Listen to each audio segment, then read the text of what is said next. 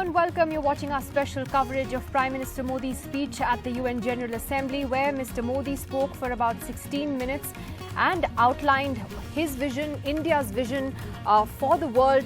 Much of that speech focusing on India's development goals, what it has achieved in the last few years, what it plans to do in the next few years, from dealing with climate change to fighting tuberculosis to building homes for the poor, on Swachh Bharat and much more. There was a part of the Prime Minister's speech that also talked about terrorism. Mr. Modi did not name Pakistan. He wasn't expected to. He simply said that terrorism was something that should unite the world. It was time for the world to unite against it for the sake of humanity and to fight against it. But he didn't talk about cross-border terrorism, nor did he talk about Kashmir or mention Pakistan by name. Instead, talking later about multilateralism, the need to strengthen institutions like the United Nations, give them a different direction. Also beginning his speech by talking about India's credentials as a democracy, the world's largest democracy, the world's largest election. He spoke about that as well, and the massive mandate that had elected him back to power. Let's first listen in to what the Prime Minister said on the issue of terrorism. हम मानते हैं कि ये किसी एक देश की नहीं, बल्कि पूरी दुनिया की और मानवता की सबसे बड़ी चुनौतियों में से एक है। पूरे विश्व का एकमत होना, एकजुट होना मैं अनिवार्य समझता हूं। अध्यक्ष महोदय, आज विश्व का स्वरूप बदल रहा है। 21वीं सदी की आधुनिक टेक्नोलॉजी समाज जीवन, निजी जीवन, अर्थव्यवस्था, सुरक्षा, कनेक्टिविटी और अंतर्राष्ट्रीय संबंधों में सामूहिक परिवर्तन ला रही है। इन परिस्थितियों में एक बिखरी हुई दुनिया किसी के हित में नहीं है। And as I mentioned earlier, the Prime Minister, right at the beginning of his speech, talking about the massive mandate with which he came back to power, saying that it was the world's largest election that had brought him back to the United Nations. Let's listen in. इस वर्ष दुनिया का सबसे बड़ा चुनाव हुआ।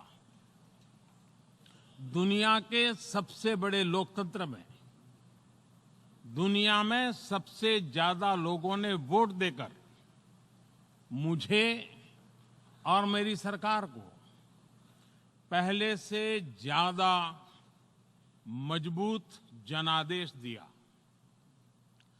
और इस जनादेश की वजह से ही आज फिर मैं यहां आप सबके बीच हूं।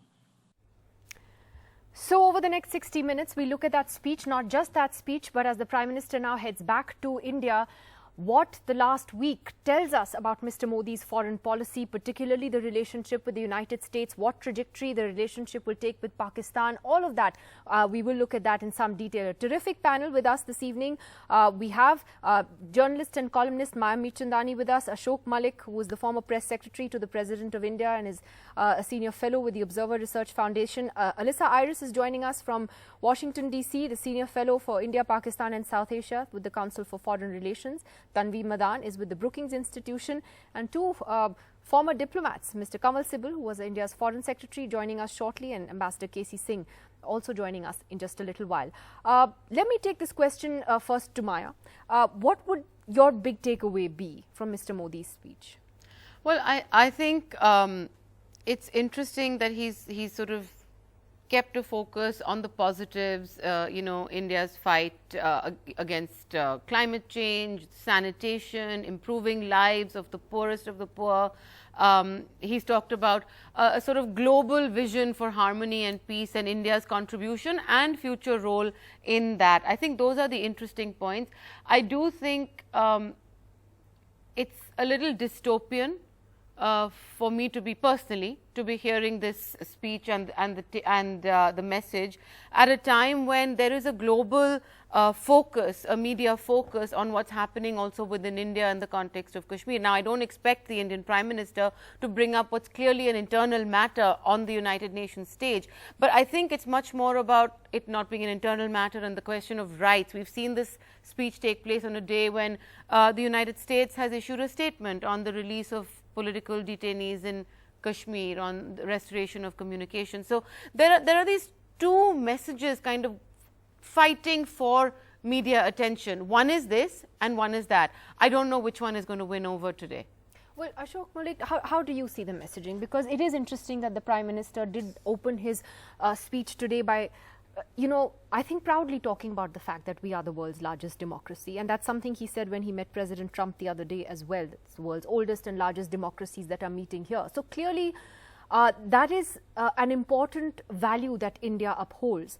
And does that in a way contradict what Maya is saying in terms of the internal situation, the State Department comments on internally on Kashmir? First I'm talking about what they've said on India, and then we'll come to Pakistan. Two things. One, the Prime Minister, as expected, did not bog himself down with just Pakistan or just terrorism. Or get into a he spat, spoke about India's larger vision, his government's larger vision, the larger implication of India's efforts towards meeting its developmental challenges, as well as locating India's social and economic modernization in a global context. In the context of the fight against climate change, in the context of the battle to succeed with the SDGs, which is really an Indian story. If India fails, the SDGs fail. If India succeeds, the SDGs succeed. So in that sense, he placed India as a responsible global power and responsible global actor. When it comes to what's happening in Kashmir,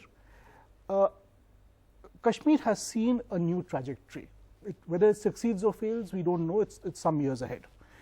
The State Department statement this morning, or today rather, as well as the general gist of the conversations the Prime Minister and the Foreign Minister have had with global leaders, have indicated that the world is willing to give India some space with this effort, and there is a trade-off. That recognizes the trade-off between suspending some liberties and communication restrictions and possible violence. This space that India has got is not finite. It will end someday. It will end very soon. But the fact is, the world trusts India enough as a responsible power to give it some space. As I said, the space is not infinite. But if the trade-off is between violence and some restrictions for some temporary restrictions, people have accepted that temporary restrictions may be needed. But sooner or later, of course, they will have to be lifted. Sooner or later, they have to be lifted. Ambassador Kamal Sibal with us, Ambassador KC Singh with us. Mr. Sibal, your thoughts, on the speech and overall on how the Prime Minister's visit has gone, given at a time that, Indo-Pak tensions have been the way that they have, so much of the spotlight has been on Kashmir also. How do you look at the overall visit to the US?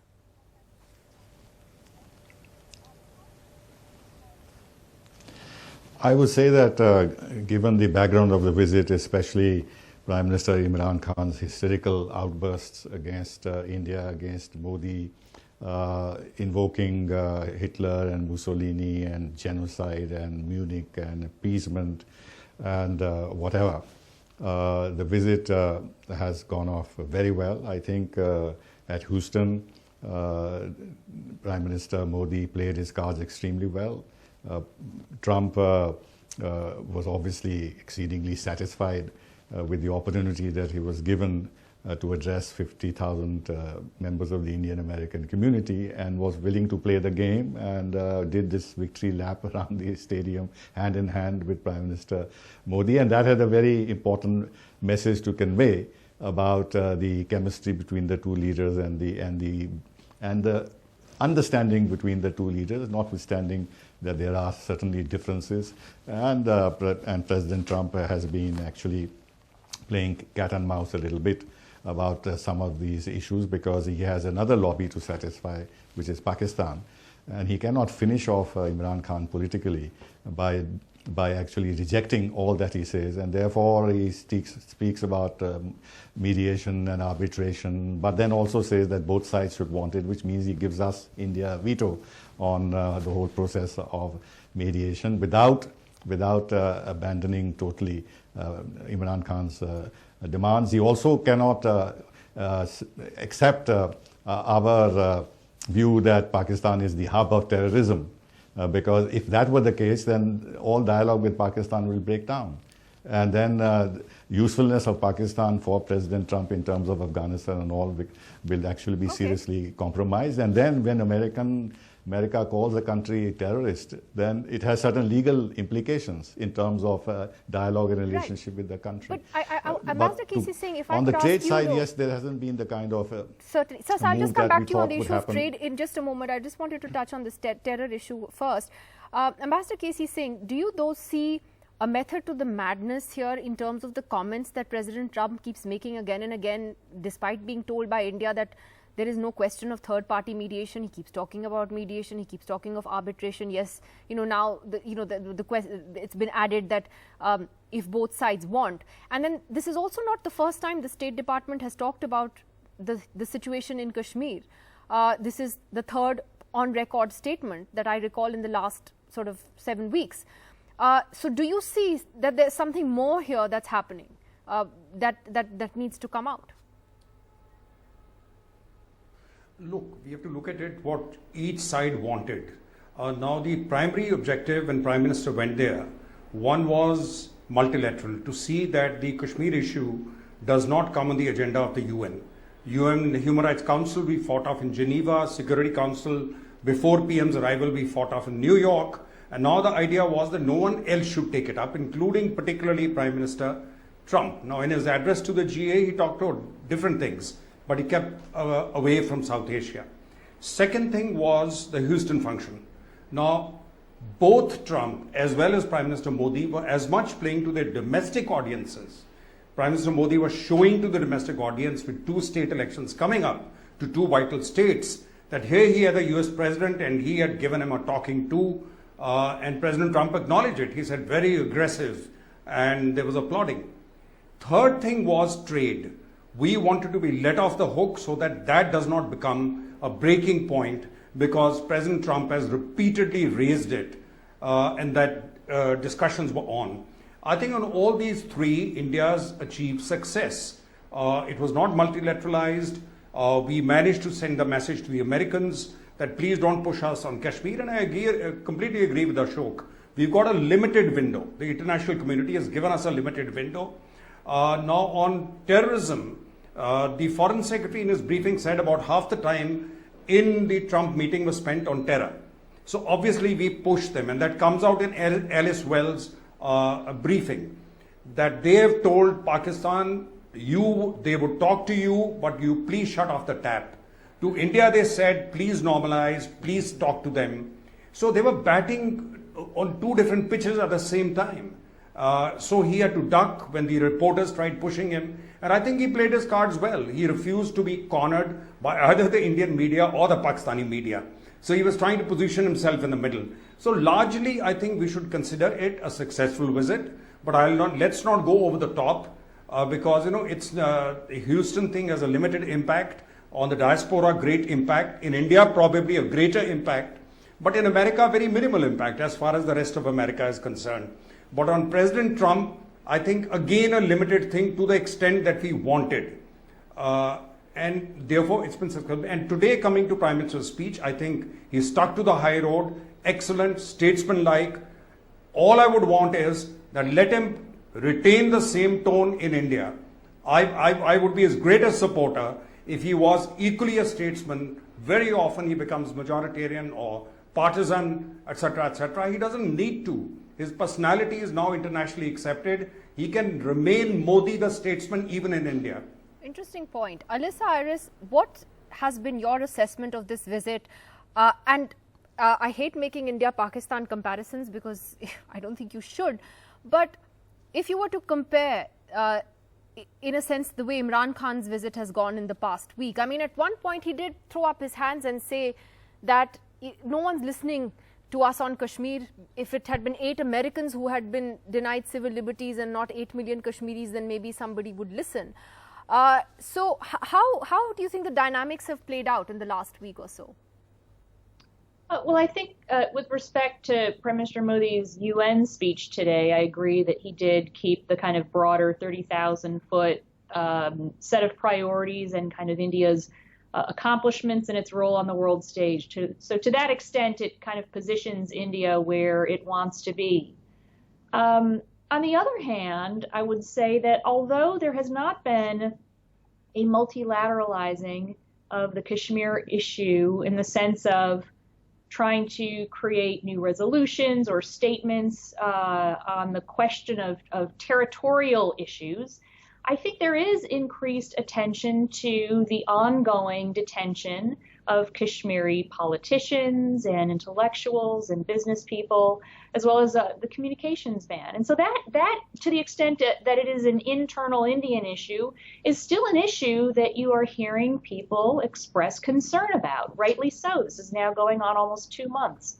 So again, from India's perspective, success in not, quote unquote, multilateralizing this issue, but in fact, the longer that these restrictions and the longer that people in India are detained and not afforded their constitutional rights, the attention of the world will continue to intensify on that question. Interesting. Tanvi, I just wanted your takeaway, Tanvi Madan, on the India-US relationship in particular, and the sort of shift we saw in India's position with the Prime Minister endorsing President Trump, the candidate. Now that was a big shift. Was that a good idea?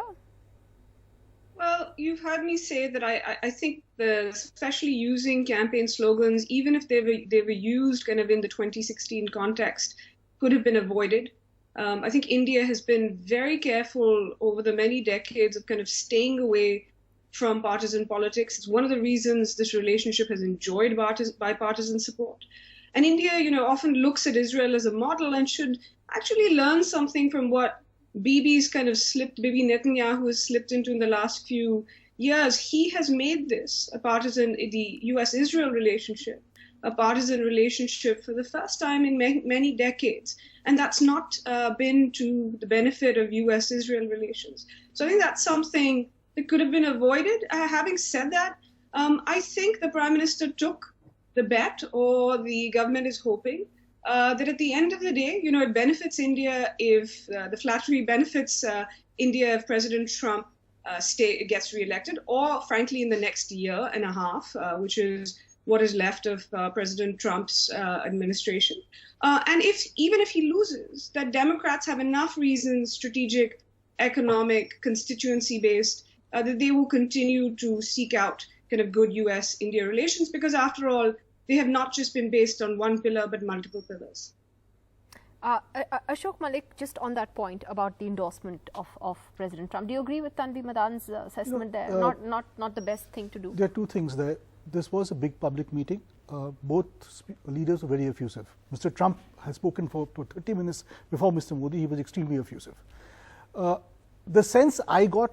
You were there. Yeah. I was there. Yeah. The sense I got, and I defer to Tanvi if she got a different sense, was that this was not a full-throated endorsement of Trump, the candidate in 2020. It was more a reference to 2016, but yes, it could be interpreted differently as well. Second, I think it was fairly clear in that room, in that stadium, that this was a bipartisan event, even though Trump was present. Because there were, if I'm not mistaken, about 8 or 9 Democrat elected representatives, congressmen, and governors, out of a total of over 21. Much of the audience was actually an audience that had not voted for Trump in 2016, because the vast majority of Indians don't. I spent 2 days in that stadium meeting volunteers. I met Trump supporters, I met Republicans who don't like Trump, I met Bernie Sanders supporters. All among Indians, all among there were Indian many diaspora. Indians who supported Bernie last time. And I met Bernie Sanders' opponents who are Democrats and preferred Biden. So that room consisted of a diversity of opinion in American politics and reflecting the diversity in Indian society as well. So I don't think it was interpreted in such sort of blanket terms as an endorsement of Trump. And frankly, But if ab you... ki baar Trump Sarkar. I mean, I'm waiting for I Make think- India Great Again. See, I'll tell you how I saw it. Maybe I'm wrong. I saw it as more a reference to the 2016 speech, but there was some ambiguity. I understand that. Also, if you look at the montage which came before the leaders appeared, there was referencing to Martin Luther King and Gandhi. I think Modi was somewhere sending the message that he can work with any American president. He is not ideological about America. He's strategic. He still had a lot of regard for Obama. Some of that has come through. We saw that with referencing to Martin Luther King. We saw that with climate change becoming his issue, even though Trump has taken Doesn't the US out believe of in it, yeah. So I think the speech today, for instance, is not a speech of a ultra-right leader or something. It's a very centrist speech. So Modi on America has tried to demonstrate that he can work with any American leader, and he will work with the American leader, because America is strategically important to Modi and to India. Well, that's actually true for a while now, hasn't it, Maya? Because That's I mean, right. we've seen that India's been able to work with successive American leaders for some time. But how did you see this sort of endorsement question? And you have India today angry also with the Labour Party in the UK for its statement on what they said on Kashmir. So, is that a tricky path to walk on? Well, first of all, I tend to agree with Tanvi. I did see it as an endorsement. I don't see why he would refer to 2016 in 2019 when the US is heading into an election year. So I tend to see it as an endorsement for the upcoming US election. Having said that, I've been looking at the India-US relationship now since 2001, pre-2001.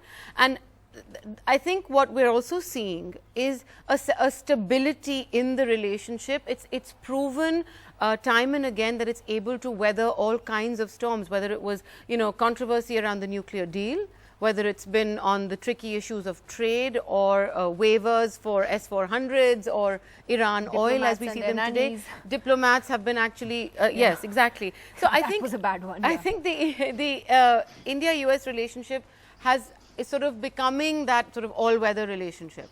Now, are there, troughs and hills and things like that? I think we're in a stage right now where we don't know what's going to happen in the United States in the next election. I think India would be wise to hedge its bets right now as far as the next administration is concerned. But I do agree. I think Prime Minister Modi and his speech at the United Nations particularly, leave alone the sort of political tones of both Trump and Modi at Houston, I think it signifies a sort of coming of age, if you will, of the India-US relationship, that these are India's positions, these are America's positions, and they'll work together and work around it. But also just one very quick thing is that I agree with what KC Singh has said, which is that the speech today at the United Nations was Narendra Modi, the statesman, the global statesman, and it would be nice to see some of that at home as well. Alyssa Iris, do you see, and I was asking Ambassador KC Singh this question as well, do you think that there is a strong push to get India and Pakistan to talk? I mean, it can't be a coincidence that President Trump keeps talking about mediation, arbitration, and the State Department's comments. Do you think there is a lot of pressure to get the two countries to speak? The official U.S. government position does not appear to have shifted, and that official position is that the pace and scope and content of dialogue between India and Pakistan is up to them to decide. Now, you repeatedly hear President Trump make these offers of mediation. Quite often, these offers are coming in response to questions from journalists. But what we are also hearing is his intense interest in the Nobel Peace Prize, which he has spoken about a couple of times before the press, including on Monday during his press conference with PM Imran Khan. Somebody asked him whether if he were to mediate Kashmir, he would be deserving the Nobel Peace Prize, and he went on to say something about the fact that he actually believes he deserves the Nobel Peace Prize and hasn't gotten it yet, or it was something like that. He clearly is very interested in this, in part because former President Obama was awarded the Nobel Peace Prize. So I think there is an element of an interest in that kind of external stamp of approval from the Nobel Committee that is driving some of his personal interest in this idea of mediation. You'll notice that he is now being very clear that India has not offered an opportunity for mediation, so he understands that that is not really on the table, but he does keep making this offer. Ambassador Sibal, what would you say has been a shift, if any, in Mr. Modi's approach to foreign policy after coming to power with this bigger mandate? What do you see that is different in his approach to, say, even Pakistan? Because one of the things that has fascinated me in these last few months is that the one thing that's withstood every Indo-Pak crisis has been Kartarpur. And that continues to sort of, withstand everything. So do you see that possibly as an opening if things are quiet on the border for the two countries?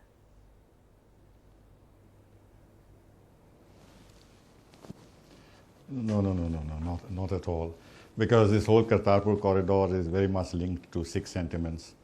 And there is a problem in Punjab. And India has to be very careful how they manage these religious sentiments of the Sikhs, especially in the context of the 500th anniversary of Guru Nanak. And as you recall, Qureshi sort of said incautiously at one moment that this is a googly that Pakistan has thrown at India. And I heard on Pakistan TV channels one of their generals saying that we have a lot of cards to play, and Kartarpur is one of the cards that we can play in terms of stoking Khalistani sentiment. Now, India is caught in a bit of a bind, and they have to play this game, and knowing what the Pakistan's thinking and strategy behind this is. Therefore, I don't think this is in any way a kind of a breakthrough that you are referring to. I would go beyond that. I would say that Imran Khan has burnt his boats with Prime Minister Modi and with India, with the kind of rhetoric and vitriolic rhetoric personally against Modi and RSS and everything else in the most unseemly terms. And I have been saying to myself that if this man, who began by saying that if India takes one step forward, I'll take two steps forward, and constantly talking about dialogue and everything else, is now actually closing the doors of any dialogue with him because he has created such a deep distrust between himself and the Indian leadership. So it's a very foolish and thoughtless position on his part. Thirdly, I think we are very right in saying that even if Article 370 does create an issue internally for India, actually it doesn't really mean any particular change in situation with regard to Pakistan, because we are not disowning the line of control in Pakistan or that we are going to commit some aggression against Pakistan. But why does Pakistan conduct itself as if this is a great blow to the security of Pakistan? And then, of course, raising human rights issues and everything else on which Pakistan is far more vulnerable than we are is sheer hypocrisy, and I will not like to go into that. But there are a couple of issues that I like to mention. One is what you talked about endorsing Trump's candidacy and all that. First of all, it was a light-hearted comment. Secondly, correct me if I'm wrong, that no American politician has alluded to this, that Modi was indiscreet in actually endorsing Trump's candidature. All the criticism has come from the Indian side. And endorsement is not simply one offhand statement made in the context of the Houston summit where the president was present, but this would actually mean a process of intervention in the US election and mobilizing the Indian American community through official and non-official channels and the spokesman for India in these countries to actually start supporting Trump. And this is certainly not our intention. And secondly, I have dealt with the Americans on Kashmir for a long time. They have never ever supported us on Kashmir. We've always been criticized. They've always talked about dialogue between India and Pakistan. So there's nothing new. And therefore, there's no reason for us to be concerned that he's talking about mediation or arbitration, because he's loose-tongued. He's unscripted, and therefore he's going a little beyond what the traditional American position has been. But it has always been this. And on human rights issues, they have always criticized us, and much more vociferously than is the case now. I was in the 90s in Washington, and I have gone through this. And what they are saying today is much milder, and we can take it in our stride. They have to say this because they have a certain view on these matters. They have a certain tradition in the State Department on these matters. They have a certain relationship with Pakistan. They want to keep a pressure point on India alive. So we should be able to handle this. And finally, in terms of democracies, look at what is happening inside the United States. Look at the Yellow Vest movement in France. Look at what's happening in Britain on Brexit. Look at what's happening in Germany with regard to immigration and everything else. So it's not as if India, our local problems or minorities or this or that is something very special, that we somehow have lost our democratic moorings because of these problems. And other well-established old democracies who are facing serious problems of this nature somehow do not attract this kind of criticism. This kind of criticism. I think respectfully, sir, it would depend on the standards we hold ourselves up to as the world's largest democracy. I think, I said this before, it doesn't matter what the Americans say about us, what the others say about us. I think it's what we think of ourselves as the world's largest democracy, and that those are the values we must uphold. But Tanvi Madan, just to get quick Nidhi, last comments from... But Nidhi... Yes, sir? Sorry, okay, let me get that. But Nidhi, yeah.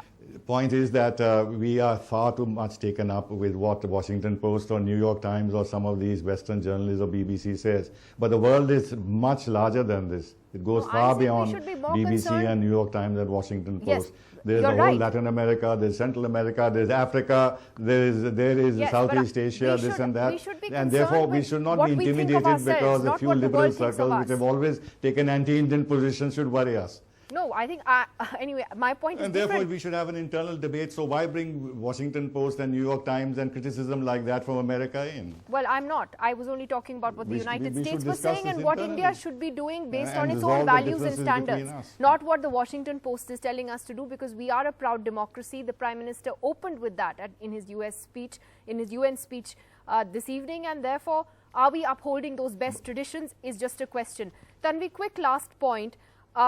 The power of the diaspora, an interesting comment was made earlier this evening that this whole Houston event has actually created a kind of confusion in the diaspora, which has not traditionally voted for the Republican Party. What is the power you see that and the role the diaspora can play? It's not going to be certainly like the Israeli diaspora, is it? Actually, well, I would say there's not that much of an Israeli diaspora. I want to stay away from that because there's the American Jewish community, which is separate. I will say, I mean, for India, the diaspora has had kind of multiple. Some of it is not political. It is image-based. It is the fact that when people put on their TVs at prime time here, they see kind of successful Indians. When they open business magazines, they see CEOs.